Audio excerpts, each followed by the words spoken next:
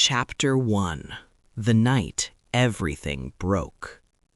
Max had always believed betrayal would feel loud, explosive, dramatic, obvious.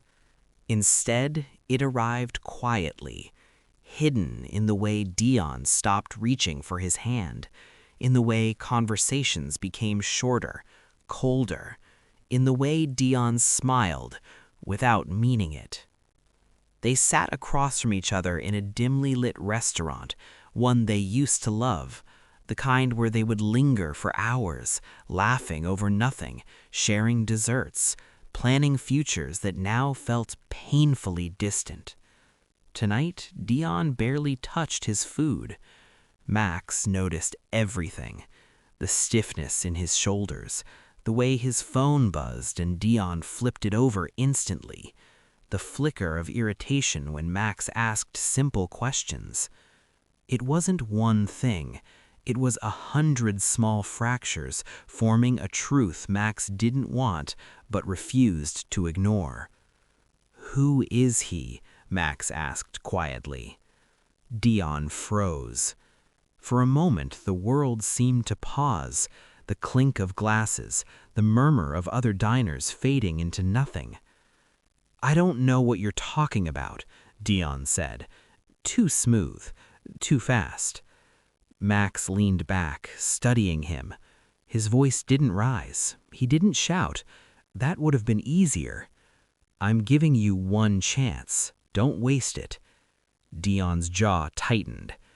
"You're being paranoid." Max laughed under his breath, shaking his head. "Paranoid?" His gaze sharpened. "You come home late. You don't answer calls. You look at your phone like it matters more than me, and I'm paranoid?" Dion looked away. And that was the moment everything collapsed. Because if Dion had just fought harder, just pretended better, maybe Max could have delayed the truth a little longer. But that silence, that was confession. "It didn't mean anything," Dion said finally, voice quieter.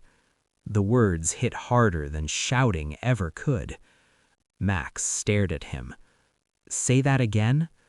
"It was just—" Dion exhaled, frustrated. "It was a mistake." "A mistake?" Max repeated it in his head, tasting the bitterness of it. 3 years reduced to a mistake? "Who is he?" Max asked again. This time, Dion hesitated longer. "Someone important," he admitted. Max felt something inside him go still. Not break, not shatter. Still. "Important," Max echoed softly. Dion leaned forward, urgency creeping into his tone. "Max, listen. It's complicated. You don't understand how things work in my family, the expectations, the pressure." "Stop." Max's voice cut through the air like glass. "You don't dare make this about pressure," he said, eyes sharp. "You didn't cheat because of your family. You cheated because you wanted to." Dion's expression hardened. "You're oversimplifying it, and you're justifying it." Silence fell again, this time heavier, final. Max stood slowly, pushing his chair back. The sound scraped against the floor, loud in the quiet space between them. "I loved you," Max said. Dion's eyes flickered. "Past tense?" he asked. Max met his gaze. "Yes." Something in Dion's expression faltered, just for a second, but it wasn't enough. Not nearly enough. "Max!" But Max was already stepping away. "I hope he was worth it," Max said calmly, and then he walked out. The night air was cold, sharp against his skin. Max inhaled deeply, trying to steady himself, but the ache in his chest remained, heavy and relentless. 3 years. Gone. Replaced by someone important. Max laughed quietly to himself. "Important," he repeated. "Fine. If that's what Dion valued, then Max would give him something even more important: power. And he knew exactly where to find it. Chapter 2: The Brother He Feared. The Hamilton Corporation building loomed like a monument to control. Glass, steel, precision. Max stood in the lobby staring up at the towering structure. This was the world Dion had chosen over him, the world of influence, status, and ruthless ambition. And at the top of it all, Scott Hamilton, Dion's older brother. The man even Dion never spoke about without hesitation. Max approached the reception desk. "I'd like to see Mr. Hamilton."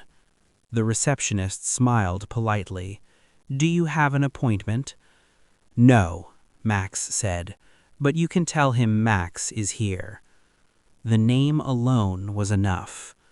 Max saw the shift immediately, the subtle flicker of recognition, the quick glance at the system, the slight tension in posture. "Please wait," she said. Minutes later, Max was escorted upstairs. Each step felt deliberate, calculated. By the time he reached the top floor, his earlier pain had hardened into something else entirely: purpose. The doors opened. Scott Hamilton stood by the window, city skylines stretching behind him like a kingdom under his control. He didn't turn right away, which somehow made his presence even more overwhelming. "You're bold," Scott said, voice low and controlled. "Coming here." Max stepped inside, uninvited but unworried. "I didn't think you'd see me otherwise." Scott turned then, and Max understood immediately why Dion feared him. Sharp eyes, unreadable expression, authority that didn't need to be announced. It simply existed. Scott studied him slowly. "You're the one who left my brother." Max tilted his head slightly. "That's one way to put it. And how would you put it?" "I walked away from someone who didn't deserve me." A flicker of something, maybe interest, crossed Scott's face. "What do you want?" Scott asked. Max stepped closer, closing the distance between them. "I want to marry you." Silence fell. Not shocked, not confused, measured. Scott didn't laugh, didn't react. He just watched. "And why," Scott asked calmly, "would I agree to that?" Max met his gaze directly. "Because I can give you something valuable." Scott's eyes narrowed slightly. "And that is?" Max leaned forward, voice dropping just enough to feel intimate. "I can give you control over Dion." That landed. Max saw it, the subtle shift in Scott's expression. Not emotion, interest. "You think I need help controlling my brother?" Scott asked. "No, I think you want a reason to break him." Scott went still. The air between them sharpened. Dangerous. "You're playing a dangerous game," Scott said quietly. Max smiled faintly. "I already lost something important. I'm not afraid of losing anything else." Scott stepped closer. Now they were standing only inches apart, close enough for Max to feel the weight of his presence, close enough for something unspoken to pass between them. "And what makes you think you won't lose this?" Scott asked. Max didn't step back. "Because I don't intend to." A long pause. Then, Scott's lips curved slightly. "All right," he said. Max blinked once. "Is that it?" he asked. Max moved past him, reaching for his desk. "I don't waste time. If you're going to be useful, we might as well begin immediately." Max watched him, something unexpected stirring in his chest. This wasn't going to be easy. But then again, Max had never wanted easy. Chapter 3. The Contract. The wedding wasn't romantic. There were no flowers, no music, no lingering glances filled with love. Just signatures. Max sat across from Scott in a private conference room, a lawyer quietly explaining the terms of their marriage contract like it was just another merger. Because, in a way, it was. Clause 14, the lawyer said, adjusting his glasses. Mutual public support in all corporate and personal matters. Max skimmed the page, lips curling faintly. So we pretend to be perfect, he said. Scott didn't look up from his copy. We don't pretend, he corrected. We maintain appearances. Max glanced at him. That sounds worse. Scott finally met his gaze. It's more effective. Their eyes held for a moment, something unspoken passing between them again, that same tension Max had felt in the office. Sharp, controlled, but not empty. Max signed first. The pen moved smoothly across the paper, sealing a decision that would change everything. Scott followed without hesitation. Congratulations, the lawyer said politely, but it didn't feel like celebration.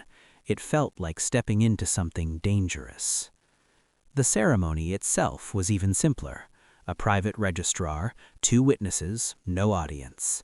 Max stood beside Scott, dressed in a perfectly tailored suit, feeling oddly calm. "Do you regret it?" Scott asked quietly, just before they were called forward. Max turned to him. Scott's expression was unreadable, but his eyes were steady, watchful. "No," I said honestly. "Do you?" Scott's lips curved faintly. "Not yet." That answer should have unsettled him.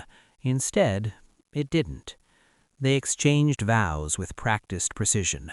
No trembling voices, no emotional pauses, just 2 men making a calculated decision. But when Scott slid the ring on Max's finger, his touch lingered, just slightly, barely noticeable, yet enough for Max to feel it. A quiet shift. A crack in the clean lines of their arrangement. And when Max returned the gesture, placing the ring on Scott's hand, their fingers brushed. Warm, intentional. Neither pulled away immediately. Afterward, as they stepped out of the building together, Max glanced at their joined reflection in the glass doors. Him and Scott. Husband. The word felt strange, but not wrong. Scott adjusted his cuff calmly. "We'll move your things tonight." Max raised an eyebrow. "Straight to business?" Scott looked at him. "We're already married," he said. "There's no reason to hesitate." Max smirked slightly. "Good," he replied. "I don't like hesitation either." And just like that, the game truly began. Chapter 4. The First Blow. Dion didn't find out by accident. Scott made sure of that. The invitation was simple. Dinner. Family. Mandatory. Max stood beside Scott in the private dining room of the Hamilton estate, adjusting his sleeve as he waited. "You're enjoying this," Scott observed. Max glanced at him. "Wouldn't you?" Scott didn't answer, but the faintest hint of approval flickered in his gaze. The door opened. Dion walked in, and everything stopped.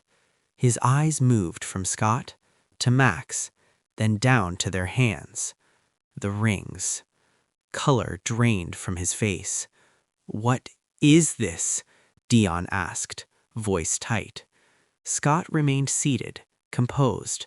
"This is my husband." Silence. Dion laughed once, sharp and disbelieving. "You're joking." Max smiled sweetly. "Do I look like I'm joking?" Dion's gaze snapped to him. "You did this to get back at me?" Max tilted his head slightly. "No," he said calmly. "I did this to win." The words hit harder than any accusation. Dion's jaw clenched. "You think this is a game?"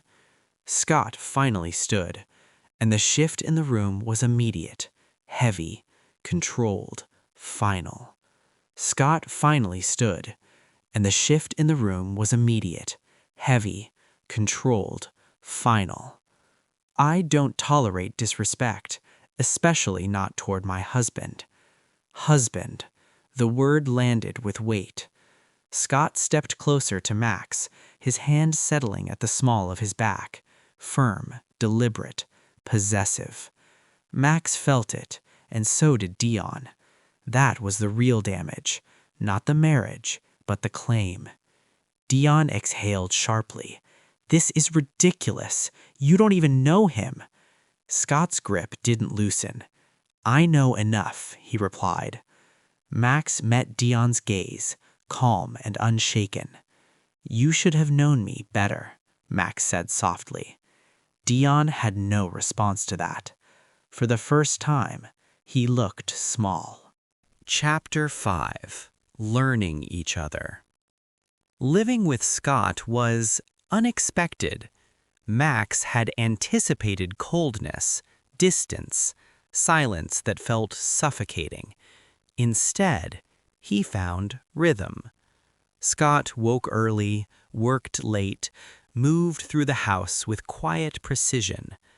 But he noticed things, small things, like how Max took his coffee, slightly sweet, never too strong. Like how Max preferred the balcony at night when the city lights softened the edges of everything. Scott never commented. He simply adjusted. And Max noticed. One night, Max stepped onto the balcony and found Scott already there. "You're staring again," Scott said, without turning. Max leaned against the railing. "I'm observing." Scott glanced at him. "And your conclusion?" Max smiled faintly. "You're not as cold as people think." "Is it?" Scott raised an eyebrow. "That's a dangerous assumption." "Is it?" Max stepped closer. The city stretched below them, glowing softly in the dark. Scott turned fully now. They were close, closer than necessary.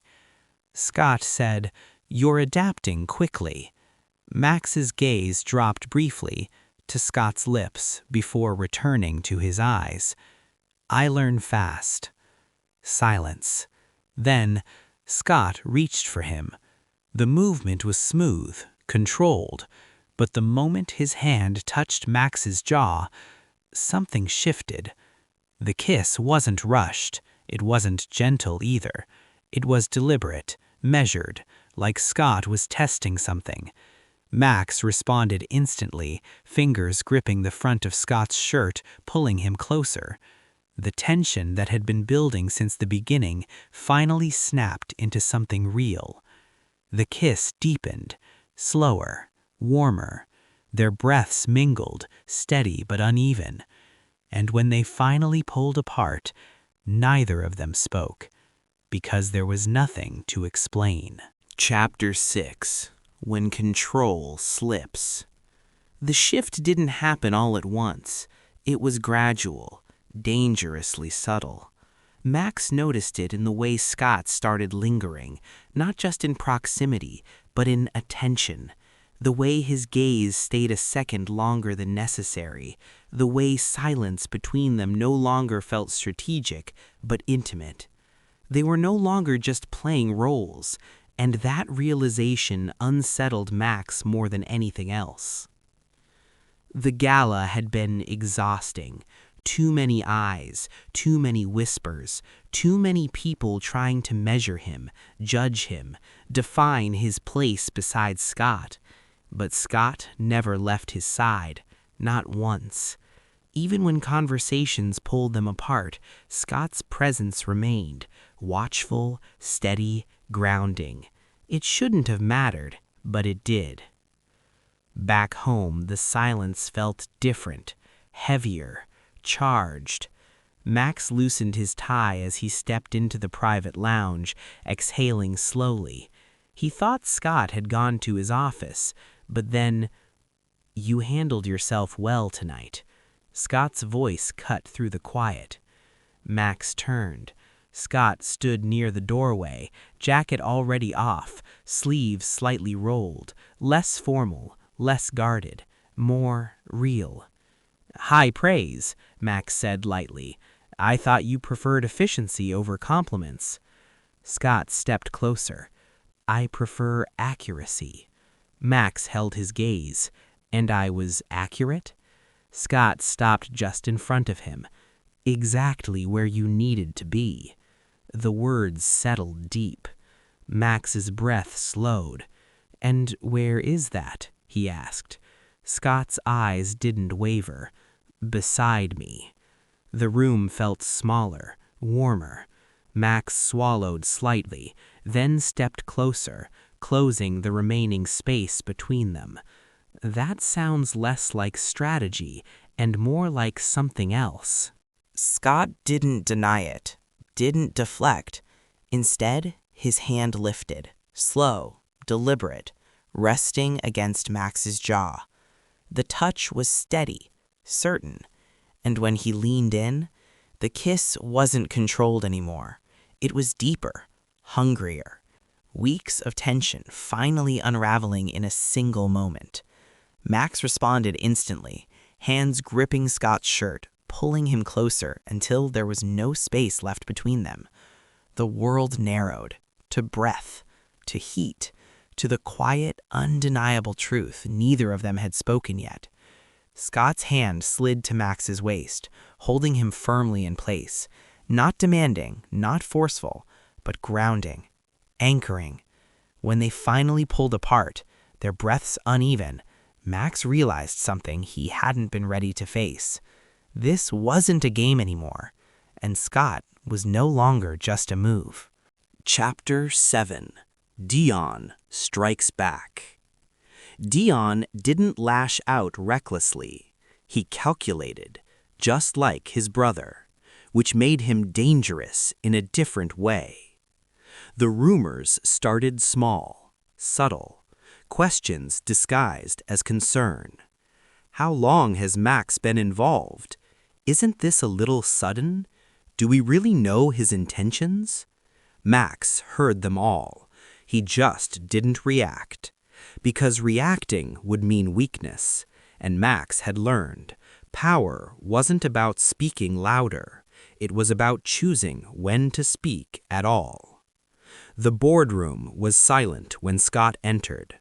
Max sat at his usual place beside him, posture relaxed but alert.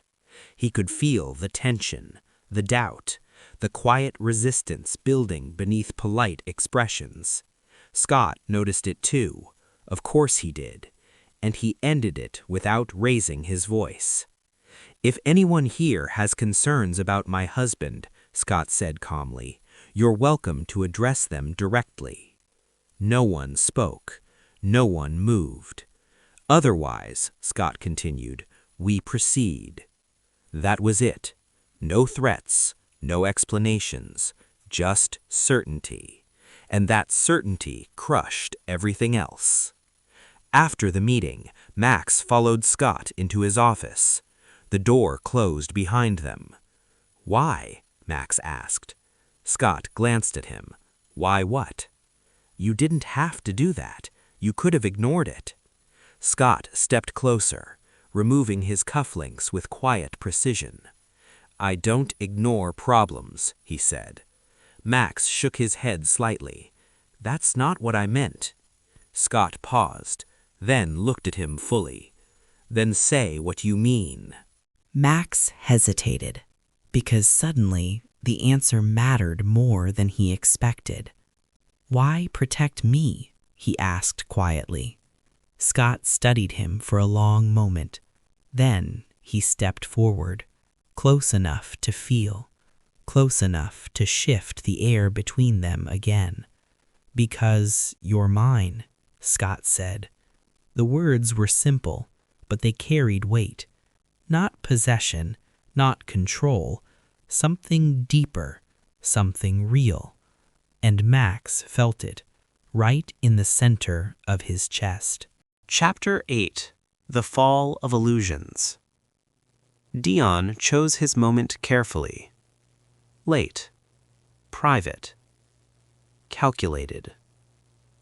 Max had just stepped out of the building when Dion appeared. "Still playing the part?" Dion asked, leaning casually against a car. Max didn't stop walking at first. But then, he did. Slowly, turning to face him.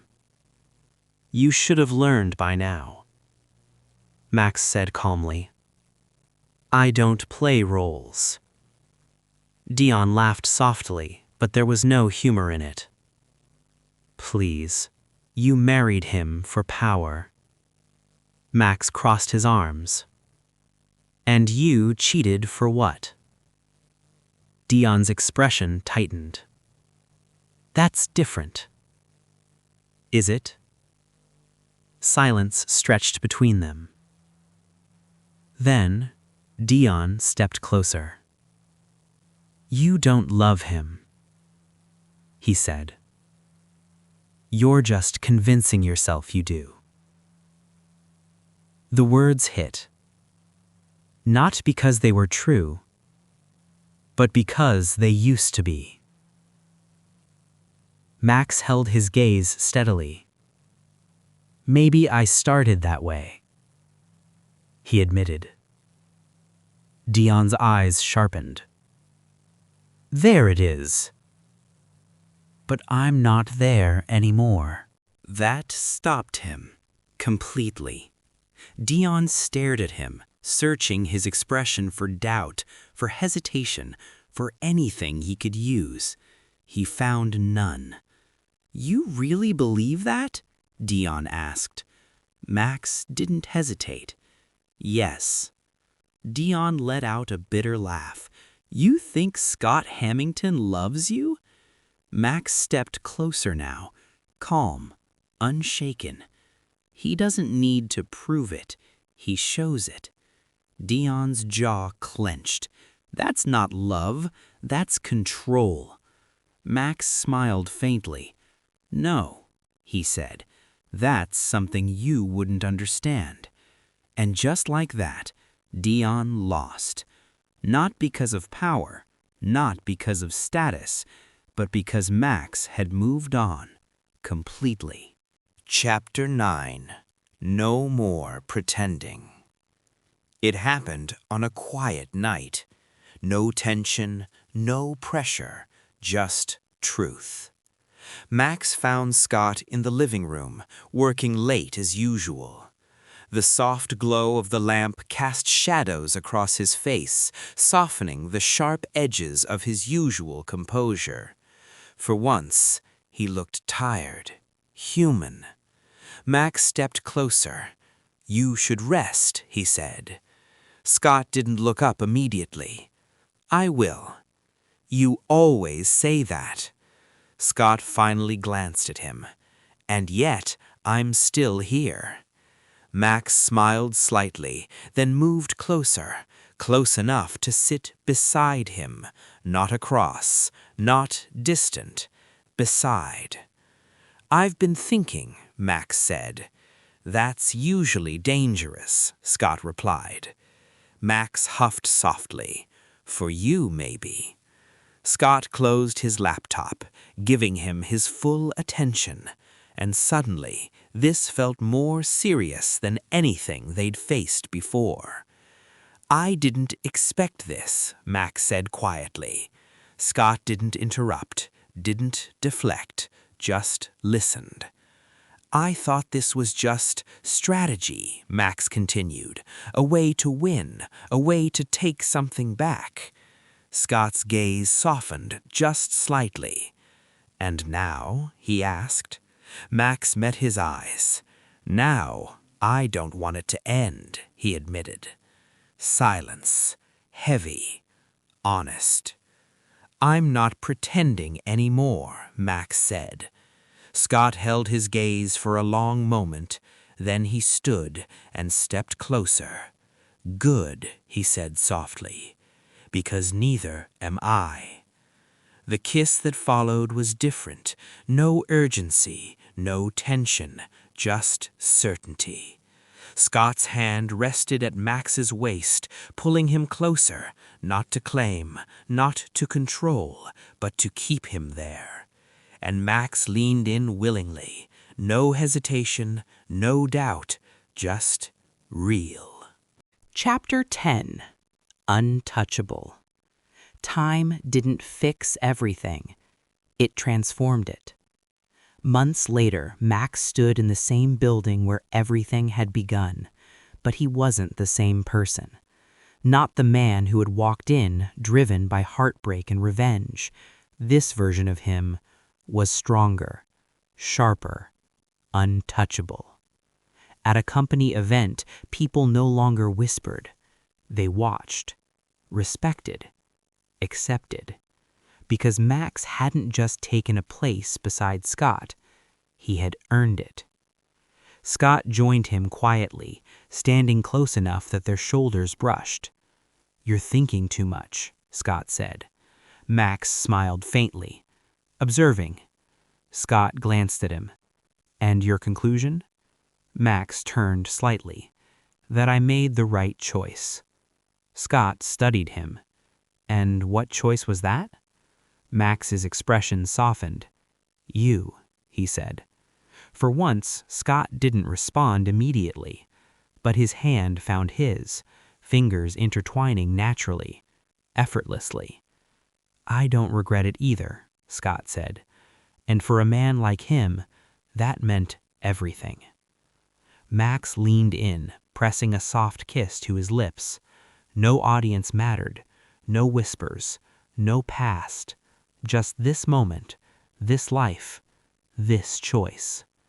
Dion was no longer a threat, just a shadow of something that had once mattered.